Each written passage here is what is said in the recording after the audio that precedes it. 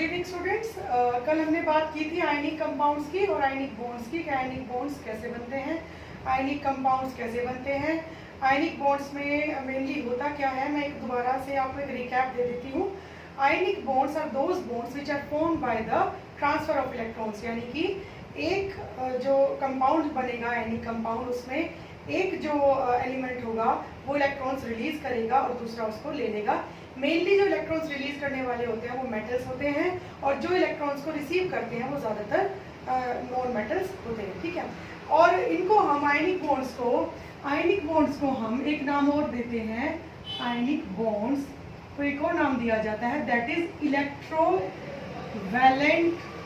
Bonds. यानी कि इसके नाम से ही क्लियर है, वैलेंट का मतलब वैलेंसी, इलेक्ट्रो मतलब इलेक्ट्रॉन्स। जो किसी भी एलिमेंट के वैलेंट शेल्स के इलेक्ट्रॉन्स के ट्रांसफर से बन रहे हैं उन्हीं को हम इलेक्ट्रोवैलेंट बॉन्ड्स या आयनिक बॉन्ड्स कहते हैं। और ये जो बॉन्ड बनता है आयनिक बॉन्ड, ये बहुत ज़्यादा स्ट्रॉन्ग होता है क्योंकि एक फोर्सेस ऑफ अट्रैक्शन जो होती हैं इलेक्ट्रॉन्स के ट्रांसफर से वो बहुत ज़्यादा स्ट्रॉन्ग हो जाती है, ठीक है। तो उन्हीं के बेसिस पे इनका नेचर किस तरीके का है, इसकी प्रॉपर्टीज है। सबसे पहली प्रॉपर्टी है आयनिक कंपाउंड्स की हमारी, that they are crystalline solids. जितने भी आयनिक कंपाउंड्स होते हैं वो क्रिस्टलिन सॉलिड्स होते हैं। इसका एक एग्जांपल हम NaCl, जो कॉमन सॉल्ट हमारे घरों में इस्तेमाल होता है, वो ले सकते हैं। NaCl जो है बेटा वो नमक है, हमारे घर में वो पाउडर्ड फॉर्म में आता है, पर पहले के टाइम में और अभी भी ये शॉप्स पे अवेलेबल होता है, छोटे छोटे पत्थर जैसे स्टोन लाइक स्ट्रक्चर होता है इसका, क्रिस्टलिन होता है, क्रिस्टल्स होते हैं इसके। जब और इनको इन क्रिस्टल्स को अगर हिट किया जाए, इनको हैमर किया जाए, ये ब्रिटल होते हैं, ठीक है। क्रिस्टलिन तो है ही लेकिन साथ में ब्रिटल भी है, यानी कि अगर इनको हिट किया जाए तो ये पाउडर में कन्वर्ट हो जाते हैं। That is now what can we say कि ionic compounds are crystalline solids, उनके क्रिस्टल्स होते हैं और जो कि ब्रिटल नेचर के होते हैं। सेकेंड इनकी प्रॉपर्टी है high melting point and boiling point. जैसे कि मैंने पहले डिस्कस किया, हमने ये पढ़ा अभी कि जो आयनिक बॉन्ड्स होते हैं वो इलेक्ट्रोवैलेंट बॉन्ड्स है, यानी कि उनके बीच में फोर्सेस ऑफ अट्रैक्शन बहुत ज्यादा होती हैं। तो because of this strong force of attraction इनका जो मेल्टिंग एंड बॉइलिंग पॉइंट है वो बहुत ज्यादा है, क्योंकि हीटिंग से क्या होगा, जो बॉन्ड्स है वो टूट जाएंगे, ठीक है। लेकिन क्योंकि इनके बीच में बहुत ज्यादा फोर्सेस ऑफ अट्रैक्शन है तो ये इजीली मेल्ट या बॉयल नहीं होते हैं। लगभग 1300-1400 केल्विन के अराउंड इनका मेल्टिंग पॉइंट या बॉइलिंग पॉइंट होता है, ठीक है। उसके बाद हाँ, एक और चीज मैंने यहाँ पे लिखी है, नॉन वोलेटाइल। वोलेटाइल क्या होता है? वोलेटाइल होता है बेटा, जैसे अगर आपने कैम्फर देखा होगा अपने घर में, जो कपूर होता है पूजा में इस्तेमाल होता है, जब हम उसको लाइट करते हैं, उसमें हम फायर लगा देते हैं तो वो उड़ जाता है, कोई रेजिड्यू नीचे नहीं बचता।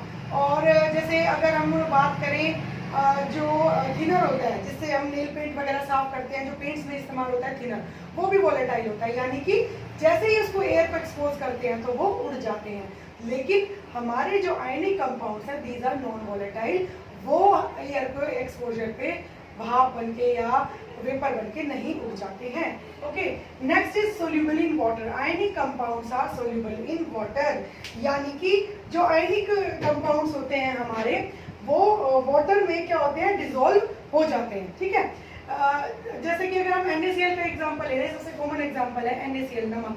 जब हम इसको वाटर में डिसॉल्व करते हैं तो ये डिसॉल्व हो जाते हैं, लेकिन ये ऑर्गेनिक सॉल्वेंट्स में, जैसे कि हमारा अल्कोहल है या हमारा केरोसिन है, ये उसमें डिसॉल्व नहीं होते। Ionic compounds are not soluble in organic solvents. Okay, अब नेक्स्ट है हमारा, they conduct electricity when dissolved in water.